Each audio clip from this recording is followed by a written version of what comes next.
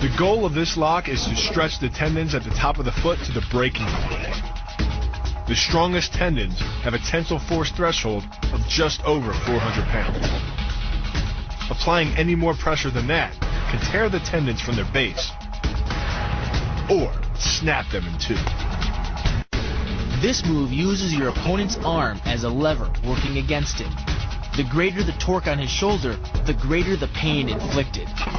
And exceeding the joint's normal range of motion causes more than just pain. The soft tissue, muscles, and the bone can all be seriously damaged by this pressure. The higher you can lift your opponent in this move, the faster he'll hit the ground. It's not just your force working against him. His acceleration due to gravity can mean his head hits the ground with a 3,500-pound impact. On a hard surface like concrete, this is more than enough to cause a serious brain injury. First, the opponent's arm works as a lever to optimize your control. Second, your own back serves as a pivot point for the throw. The strength and stability of your back allows you to throw a much heavier opponent than in a move that requires you to lift him.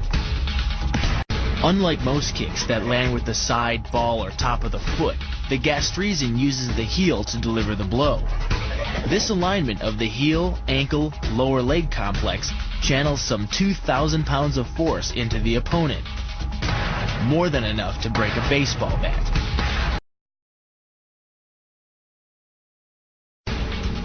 By grabbing the wrist, you provide hundreds of pounds of additional leverage. This reduces your opponent's ground weight by half and allows you to more easily knock your opponent off balance. The rotation of the hips then amplifies the power of the leg sweep. Coupled with the wrist grip, you are in complete control of your opponent's body. The calf crush works because of the ankle lock. Working in conjunction with your leg, it serves as a sort of high torque pinch point, imparting hundreds of pounds of force on the tibia and fibula. The tibia and fibula are some of the strongest bones in the human body, but creating this pinch point allows you to deliver enough force to easily break them, which leaves your opponent with two choices: tap out and admit defeat, or risk permanently losing the use of your leg. The key to the scissors takedown can be found in the move's name. Throwing your legs around either side of your opponent, one high on the torso, the other just in the crease of the knee, provides you with a lever on either side of his body.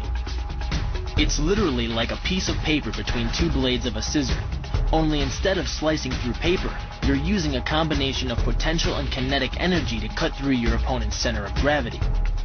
The downward force exerted on his gi pulls your opponent across his tipping point. Along with your body weight, you generate enough instability in your opponent to drive his body to the mat, like a child tossing around a rag doll. Leaning back slightly and driving the knee up utilizes the full power of the thigh, and the foot accelerates up to 16 miles an hour in just 1/4 of a second. That's twice the acceleration speed of a Porsche. Coupled with the rotation of the hips, the kick can impart 450 pounds of force upon impact with the ribs. When executed perfectly, it's a motion similar to cracking a 2x4 with a sledgehammer.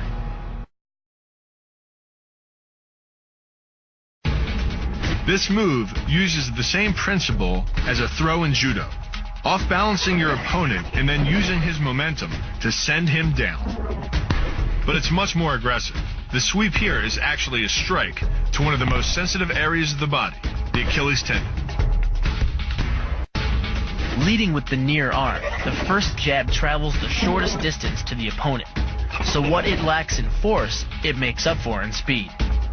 The second punch, utilizing both the twist of the shoulders and the forward momentum of the kick, can carry over 4 times as much impact. And just a few hundred pounds of force to the temple is enough to cause a knockout. It's aimed at the largest gland in the human body, the liver. A direct hit won't just bring an opponent down. It can rupture the gland, causing severe internal bleeding. But the liver is well protected by the rib cage, so the kick must be accurate to within ½ an inch. In this move, the forward propulsion of the hips, combined with the piston motion of the lower leg, can send well over 700 pounds of force directly through the rigid bone of the heel.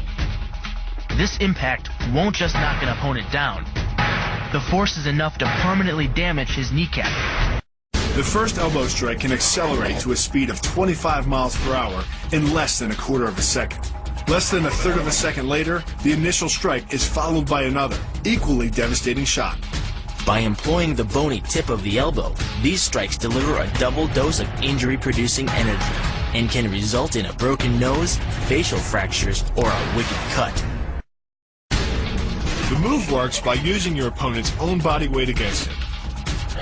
The first strike can land at speeds greater than 20 miles per hour and can stun your opponent with the same injury-producing energy as dropping a bowling ball from over 11 feet onto his torso. By using his arm as a lever in conjunction with the leg sweep, you drive your opponent to the ground. Once he is on the ground, you follow up with a devastating strike to his face. The secret to the move is wrist control. By rotating your opponent's wrist to the maximum extent of its range of motion, the bones of the wrist lock against the bones of the forearm and make it impossible to bring the strong muscles of the upper arm to bear. Then, you can pull your opponent off balance and into a potent knee strike. The combined force of the knee strike and your opponent's forward momentum can be as much as 2,000 pounds, enough to dent sheet metal. The tornado kick is a study in controlled chaos. A quick spin confuses your opponent. Then one knee is thrust into the air, launching your entire body high enough to fire a powerful kick. The momentum generated by your body